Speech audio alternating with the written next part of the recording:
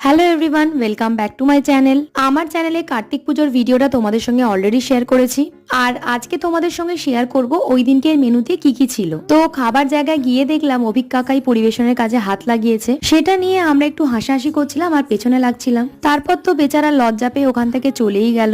যাই হোক, এবার তোমাদেরকে দেখাই ওই দিন মেনুতে কি কি ছিল। প্রথমেই ছিল বেবি নান সঙ্গে চানা মশলা। নরম তুলতুলে নান দিয়ে চানা মশলাটা খেতে দুর্দান্ত লাগছিল।